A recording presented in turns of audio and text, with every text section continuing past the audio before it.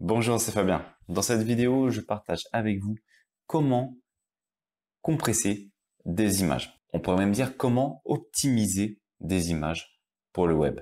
En effet, généralement, les images sont un des points noirs dans le temps de chargement d'une page, ce qui a un impact notamment sur le référencement naturel. Alors je vous montre dans cette vidéo un logiciel gratuit qui permet de faire de la compression d'images, alors que ce soit par lot ou que ce soit à l'unité.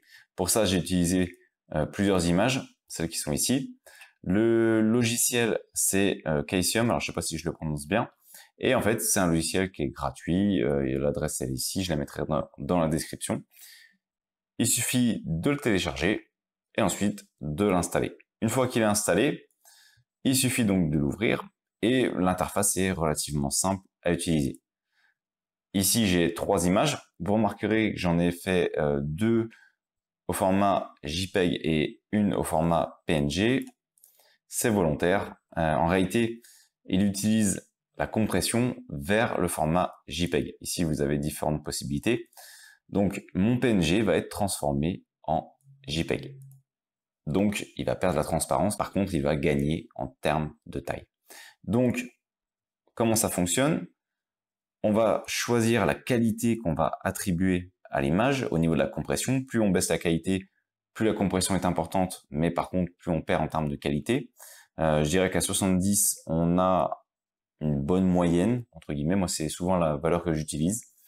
Ensuite, conserver la structure, c'est quoi? C'est tout simplement remettre l'image, la nouvelle image qui va être créée, elle va être dans la même structure, donc dans le même dossier.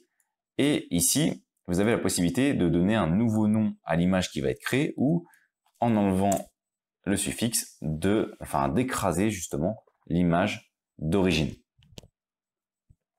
Une fois que vous avez fait ça, il vous reste plus qu'à cliquer sur compresser.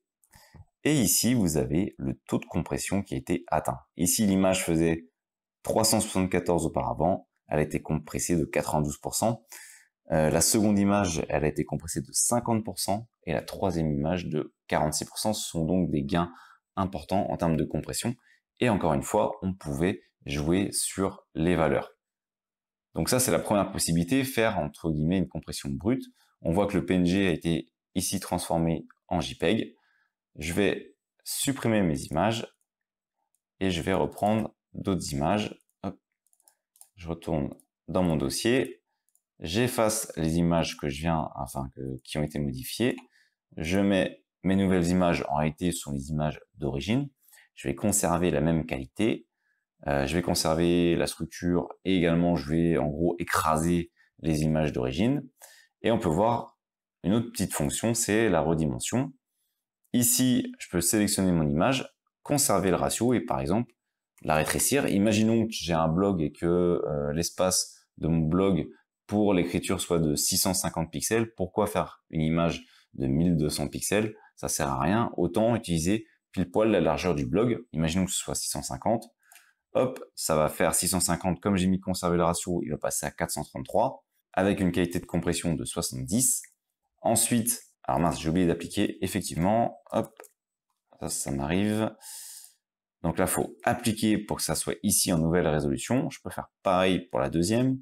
On va dire 650. J'applique.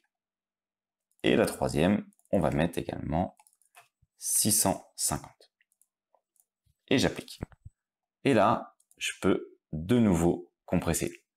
Et comme vous pouvez le voir, on atteint des taux de compression qui sont encore plus importants.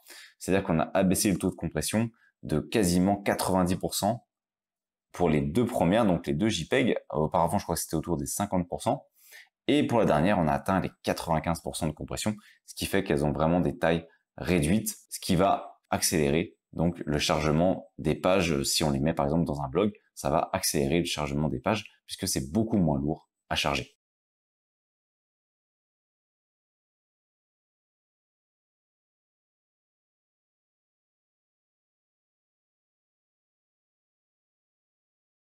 Voilà, donc c'est un logiciel qui fonctionne à l'unité, qui fonctionne également par lot d'images. Si vous avez par exemple, imaginons, déjà installé de nombreuses images sur votre blog, une possibilité c'est quoi? Moi, c'est ce que j'avais fait la première fois que j'ai utilisé le logiciel, c'est d'utiliser un logiciel qui permet de se connecter sur son serveur, de récupérer entièrement le dossier image et de mettre directement toutes les images dans le logiciel et de faire la compression et ensuite de faire le sens inverse, de remettre toutes les images sur son serveur, toutes les images qui auront été compressées. Alors faites une sauvegarde avant, bien entendu, de toutes les images telles qu'elles étaient dans le format d'origine pour éviter tout problème si jamais il y a un problème au moment de la compression. Conservez toujours une copie quand même. Mais voilà, moi c'est comme ça que j'ai procédé la première fois que j'avais utilisé ce logiciel.